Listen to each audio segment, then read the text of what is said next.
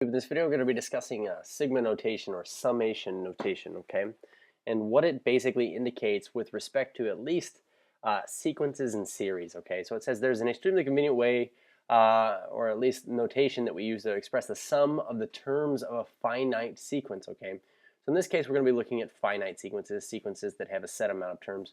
But we call this notation summation notation or sigma notation because we involve the capital Greek letter sigma, which is this funky looking E you see right here, I guess you could call it. But basically we use sigma because it starts with the capital letter S, and so does the word sum. So we're basically, when we're writing things in sigma notation, what we're essentially doing is we're saying we have some function here, some rule, okay? And basically we could use this rule to generate like the terms of a sequence. So we have the first term, second term, third term, fourth term, so on and so forth out to like, the nth term, and maybe it goes on forever and ever.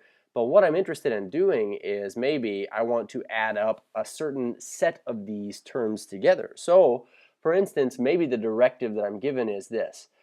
Dude, I want to go find the sum of the first four terms. Now, the sum of these first four terms, this would be like A1 plus A2 plus A3 plus A4.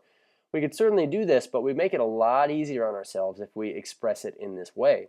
So what we could do is say, go add the first four terms of this sequence together.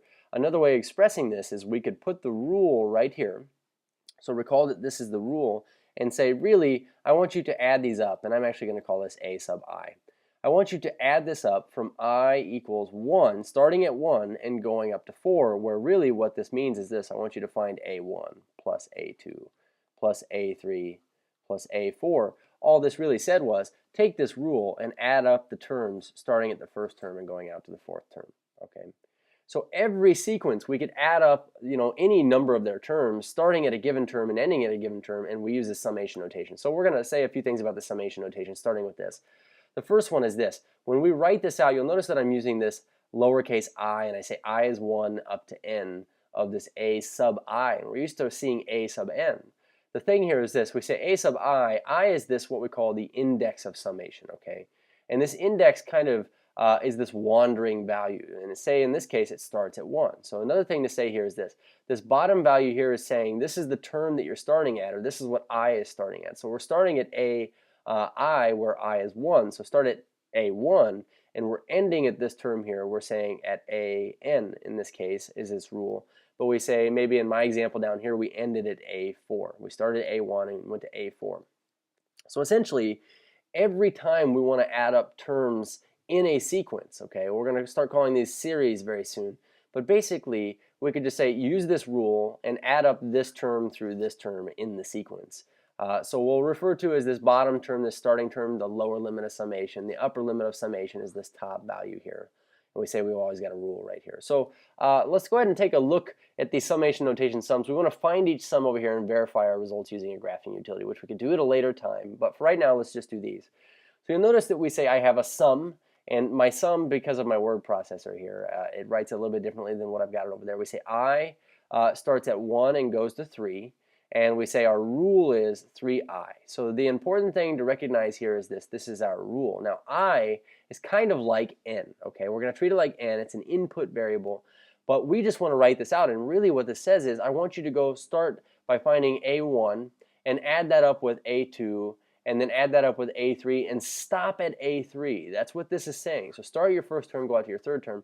So really what we need to do is just plug in these I values. So we say when I is 1, we get 3 times 1 is 3. So we say our first term here is A1, and that is 3. So we get A1 here is 3, plus now A2. If we plugged in 2, we get 3 times 2 is 6. So we say A2 plus now our next term is going to be 9. So we say that's our A3. So in this case, we say the sum here comes out to be 3 plus 6, which is 9. 9 plus 9 is 18. This could be found on a calculator, but right now by hand we just said it is the sum of the first 3 terms of this sequence right here. So let's try another one here. We say in this instance we have the sum starting at the third term and going through the sixth term. So really what we're finding here is this, or we're being asked to find, is the sum of the third term through the sixth term. So we're going to need to find these. So we say A3. If we plug in a 3, we get 1 plus 3 squared, which is 1 plus 9, so we get 10. So that's our third term here. Plus now A4, which is 1 plus 4 squared. So 1 plus 16 is 17. Plus Now a5, which is 1 plus 5 squared, which is 1 plus 25, which is 26. Plus now we'll go find our a6, which is 1 plus 36, which is 37. And so we get this right here. So we'd say this is what? 27 plus 50, 63. 63, so we get 80, 90. So we say 90 is the sum that we were asked to find here. And last but not least, we say this one here. You notice that we can start with an I value of 0, okay? So what this is saying is go add up the 0th term plus the first term plus the second term plus dot, dot, dot, ellipsis here, out to the 8th term. And I'm going to leave that up to the viewer to go find this here. But notice that when you plug in 0 for the factorial, I just want to make a note here. 0 factorial is by definition equal to 1. So we would say we get 1 over 0 factorial plus 1 over 1 factorial plus 1 over 2 factorial. And this is just going to keep happening, 1 over 3 factorial plus all the way out to our, we know our 8th term. We could go find this on a calculator and get a decimal, or we could do this by hand and say, you know, just make sure that you know that this first term is 1 over 1. So 1. This is also 1 over 1. And this would be 1 over 2. But then you can go ahead and proceed from there. Cheers.